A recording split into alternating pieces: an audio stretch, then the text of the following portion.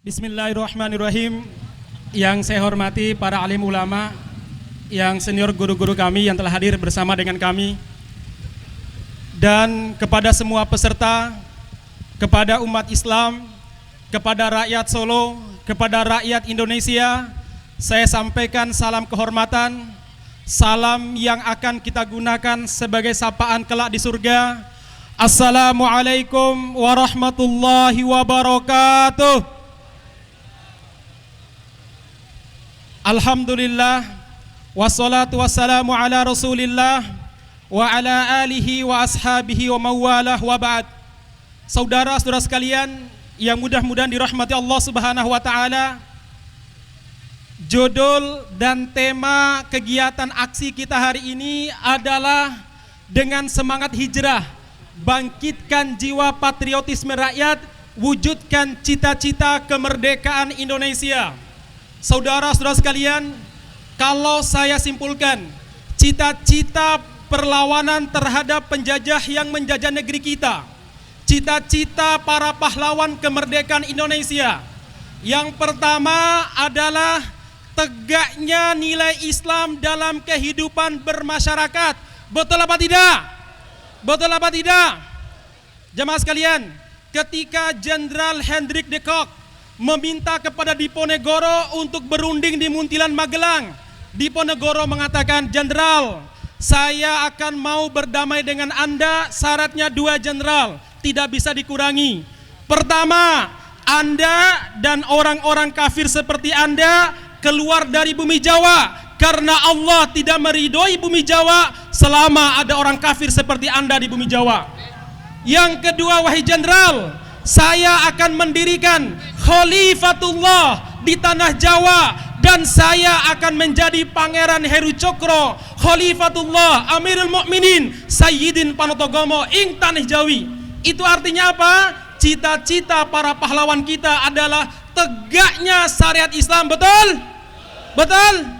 Jamaah sekalian, ketika Belanda memonopoli perdagangan di Kerajaan Islam Banjar, Borneo, Kalimantan, saat itu Pangeran Hidayat dinasehati oleh Pangeran Antasari, "Anakku, sudah saatnya mengangkat senjata. Kalau seandainya Belanda dibiarkan memonopoli perdagangan di sini, sebentar lagi dia akan menginjak-injak kehormatan Kerajaan Islam Banjar." Kemudian Pangeran Hidayat mengatakan, "Paman, kalau kita mengangkat senjata itu artinya perang, Paman. Paman, perang itu artinya mati, wahai Paman. Paman, perang itu artinya kita harus mengorbankan banyak harta." Pangeran Antasari menjawab, "Anakku, perang yang kamu khawatirkan adalah jihad fisabilillah yang menjadi jalan hidup kita sebagai umat Islam. Anakku, kematian yang engkau khawatirkan itu merupakan mati syahid, merupakan cita-cita tertinggi seorang muslim. Takbir!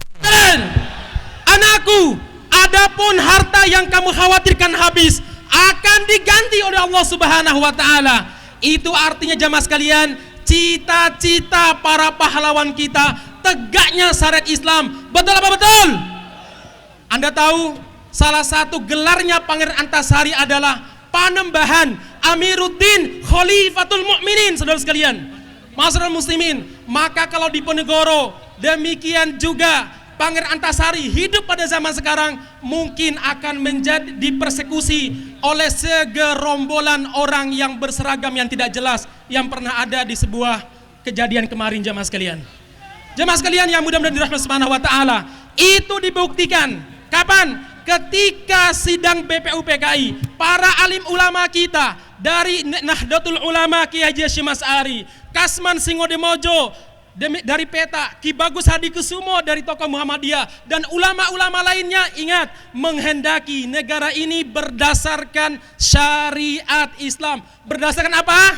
Syariat Islam. Karena mereka tahu cita-cita para pahlawan kita adalah tegaknya nilai Islam. Yang kedua, jamaah sekalian, cita-cita para pahlawan kita adalah apa? Demi keutuhan NKRI. Itulah kenapa munculnya Piagam Jakarta. Kenapa para ulama khawatir? Mereka legowo, mereka toleran. Walaupun yang berjuang adalah umat Islam, Tapi karena dikhawatirkan Indonesia Timur akan lepas kalau syariat Islam tegak di negara ini, kalau negara ini menjadi negara Islam dengan legowo, dengan toleransi, ulama mengatakan oke, Indonesia tidak perlu negara Islam, tapi berikan jaminan bahwa umat Islam tetap melaksanakan syariat Islam. Akhirnya apa jamaah sekalian? Muncullah Piagam Jakarta yang kemarin kita peringati pada tanggal 18 Agustus, ketuhanan dengan kewajiban menjalankan syariat Islam bagi para pemeluknya. Itu artinya apa? Kita mau legowo, asalkan apa? Asalkan NKRI utuh. Jamaah sekalian, tanggal 18 Agustus 1945 dengan berat hati para ulama menghapus sila pertama itu. Demi apa? Karena ada ancaman. Satu, dari orang-orang Indonesia Timur yang diprakarsai Amaramis, Samratulangi, dan Latu Harahari, 3 tokoh Kristen dari Timur akan mengancam, akan melepaskan diri dari NKRI. Dan ancaman yang kedua, katanya dari Jepang. Benar apa tidak? Para sejarawan masih berdiskusi. Katanya akan agresi militer berikutnya ke Indonesia. Dengan legowo, para ulama, oke dihapus, asalkan NKRI utuh, asalkan NKRI utuh. Jamaah sekalian, makanya seharusnya para pejabat hari ini ngapain? Mereka mempertahankan Indonesia. Di Papua jelas-jelas punya bendera OPM, jelas-jelas ingin merdeka. Cuma sayangnya hanya dibilang apa? Kelompok apa? Separatis bersenjata. Coba kalau itu yang pakai la ilaha illallah, coba itu yang bendera la ilaha illallah, yakin disebut apa? Teroris masyarakat muslimin. Diam.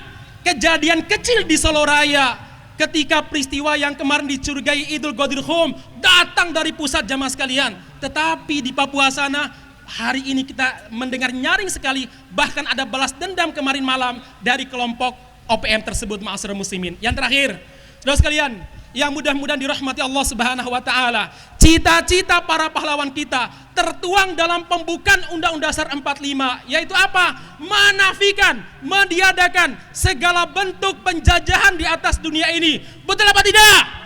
Betul apa tidak?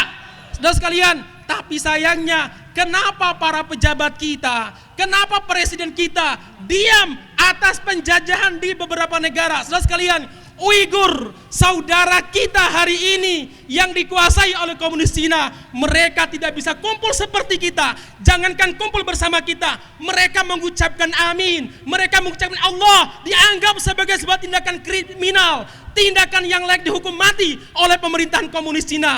Tetapi jamaah sekalian, para pejabat negeri kita, presiden kita diam seribu bahasa, tidak melaksanakan amanah daripada pembukaan Undang-Undang Dasar 45. Saudara kita yang ada di Palestina, jemaah sekalian, sampai sekarang mereka belum merdeka. Bahkan kemarin kita menangis melihat ada orang tua pada hari 17 Agustus 1945 ditawarin untuk membakar bendera Indonesia atau bendera Amerika. Dia mengatakan, saya lebih baik membakar bendera Amerika dan mencium bendera Indonesia daripada saya menghinakan Indonesia. Takbir! Ya. Kenapa diam? Saudara kita di Suriah sejak 2011 sampai sekarang sudah jutaan terbantai. Amanah Undang-Undang Dasar 45 nggak dilaksanakan. Saudara sekalian, apakah layak itu disebut penguasa? Ya, makanya kita adakan kami Kesatuan Aksi Menyelamatkan Indonesia, menyelamatkan agar kembali kepada cita-cita para pahlawan. Setuju? Baik, terakhir semuanya takbir. Allahu Akbar. Allahu Akbar. Demikian, assalamualaikum warahmatullahi wabarakatuh.